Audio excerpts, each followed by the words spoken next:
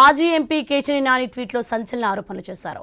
Liquor scam లో arrest అయిన Kesireddy దిలీప్తో MP కేశినేనికి చిన్నికి సంబంధాలు ఉన్నాయని ఆరోపించారు.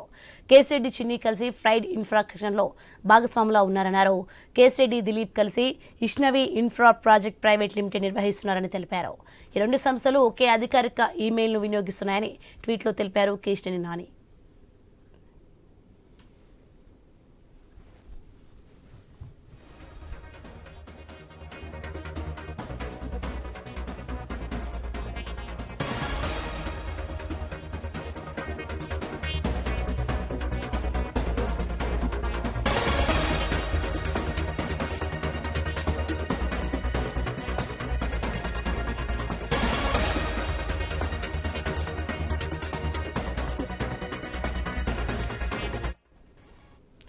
బ్రేకింగ్ న్యూస్ చూస్తున్నాం మనం. మాజీ ఎంపీ కేశినేని నాని ట్వీట్లో సంచలన ఆరోపణలు చేశారు.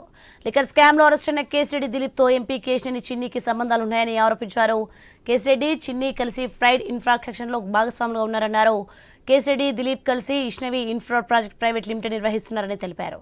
రైట్, ఇదే అంశానికి సంబంధించి మరింత సమాచారం మా ప్రతినిధి యాకూబ్ ఫోన్ లైన్లో అందించే సిద్ధంగా ఉన్నారు. ఎస్ యాకూబ్. ఇప్పటికే రాష్ట్ర ప్రభుత్వం కీలకంగా వ్యవహరిస్తున్న లిక్కర్ మాఫియా కేసుకి సంబంధించి కేశినేని చిన్ని, మాజీ విజయవాడ ఎంపీ కేశినేని చిన్ని కీలక వ్యాఖ్యలు చేశారు. ఎక్స్ వేదికగా ఈ వ్యాఖ్యలు చేశారని కూడా చెప్పుకోవచ్చు. అంటే గత కొద్ది రోజులుగా ఇప్పటికే ఈ కేసుకు సంబంధించి కొంతమందిని ఇప్పటికే అరెస్ట్ చేశారు. కేతిరెడ్డితో పాటు మరికొంది మందిని అరెస్ట్ చేసిన విచారణ సమయంలో ఈ కీలక వ్యాఖ్యలు చేయడం తీవ్ర సంచలనం అయితే సృష్టించిందని కూడా చెప్పుకోవచ్చు. విజయవాడ ఎంపీగా ఉన్న కేశినేని నాని తమ్ముడైన చిన్ని ప్రమేయం కూడా ఉన్నది.